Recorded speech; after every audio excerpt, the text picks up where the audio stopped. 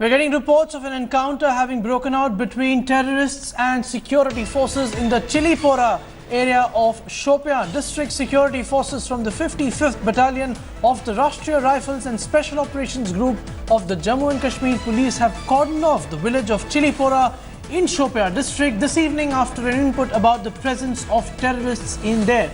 As the cordon was being laid, terrorists believed to be 2 in number fired upon the security forces, which of course resulted in an encounter.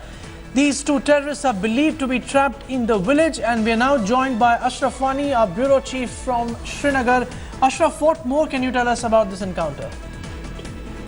Jugal, as you mentioned, this encounter started late Friday evening when, on specific input, the village Chilipora in the Shopian district was cordoned off by the army as well as by the police.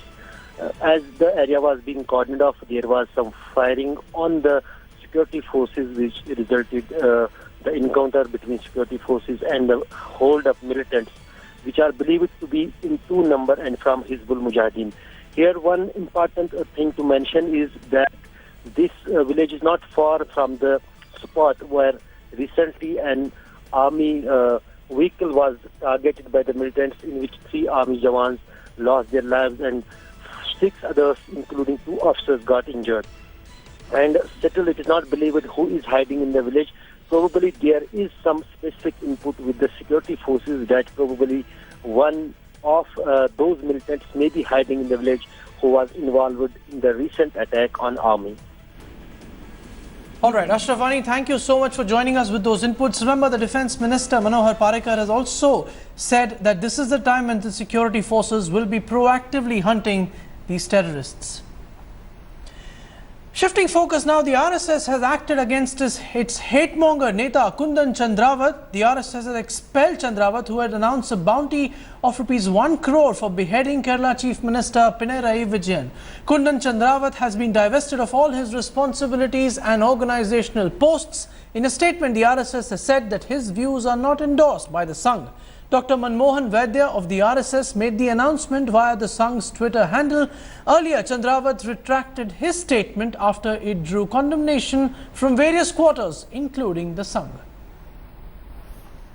मैंने अपने email में ये बोला है कि केरल की घटनाओं से आक्रोशित होकर पूरा समाज इकट्ठा हुआ था जनाधिकार समिति के माध्यम से। उसमें मेरे द्वारा जो बयान दिया गया था उसका मैं खेद प्रकट करता हूं। ये मैंने अपने मेल में डाला है।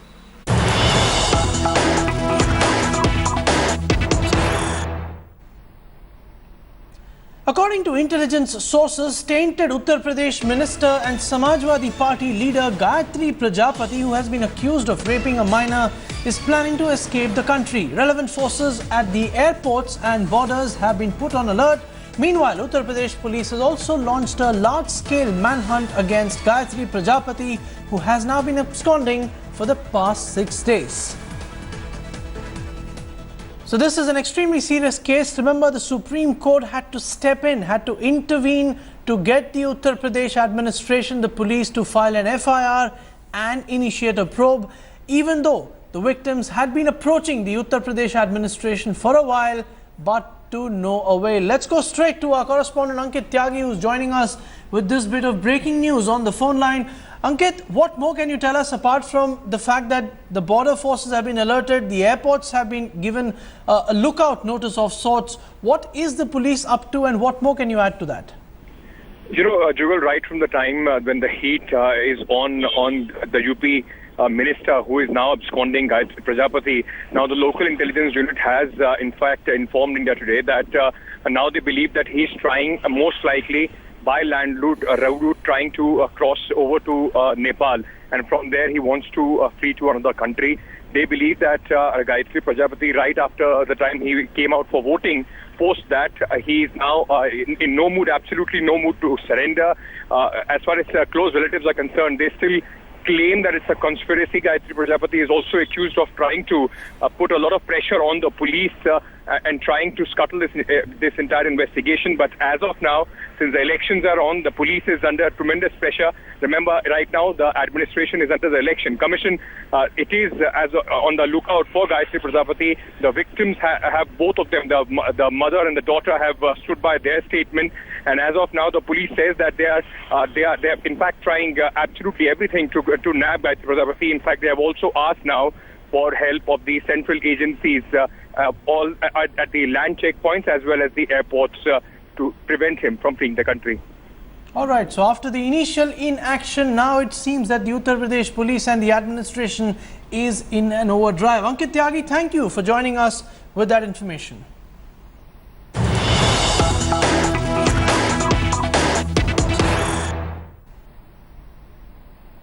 Now, news coming from Germany. The German automaker giant Mercedes has recalled 354,000 cars worldwide on account of a fire safety hazard.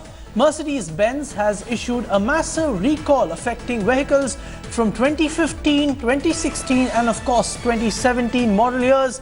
In a statement released by the German automaker giant, the vehicle's starting part is facing overheating, on account of which there could be an instance of fire breaking out in the vehicle, and to rectify that is why the automaker has decided to recall 354,000 vehicles world over. Shifting focus now to the Uttar Pradesh elections, as we now enter the 6th phase of elections. 49 seats in the state are set to go for polls tomorrow, and one of the key constituencies include Samajwadi Party patron Mulayam Singh Yadav's Azamgarh Lok Sabha constituency. In fact, assembly segments of Gorakhpur Lok Sabha constituency of the firebrand BJP leader Yogi Adityanath is also set to go for polls. Gangster turned MLA Mukhtar Ansari is contesting from Mau, and his son Abbas is in fray from adjoining Ghosi seat in the Mau district. The other districts going to polls include Maharajganj, Kushinagar, Deoria, Azamgarh and Balia.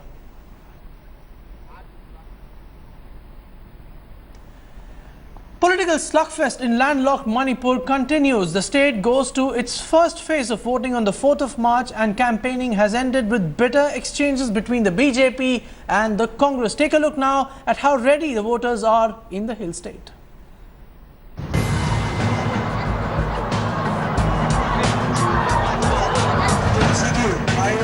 Campaigning has come to an end for the crucial first phase of polling in Manipur, scheduled for Saturday. Among the districts that will vote in the first phase are Imphal East and West. The two worst affected regions during the continuing indefinite economic blockade of the valley imposed by the United Naga Council. An acute shortage of essential commodities, especially fuel, has caused immense hardships to the people ever since the November blockade. Petrol is priced at ₹120 in black. Blame, I could not say real blame. It is government duty. Government has then. It has failed. The state government has failed. State government not failed, but it is duties of government. So we want to say it will be open very soon. And during the campaign, the BJP and the Congress had bitter exchanges over the economic blockade and the Naga peace accord. जो काम उन्होंने नहीं किया है, मैं आपको विश्वास दिलाता हूं, भारतीय जनता पार्टी की सरकार 15 महीने में वो करके दिखाएगी आपको। मोदी जी के दिमाग में थोड़ा कंफ्यूजन आया। उन्होंने कहा इबोबी जी ने प्रीपेड इलेक्ट्रिसिटी की, मैं प्रीपेड अकाउंट कर देता हूं, नागा अकाउंट, और बिना किसी को बताए उन्होंने अकाउंट कर दिया।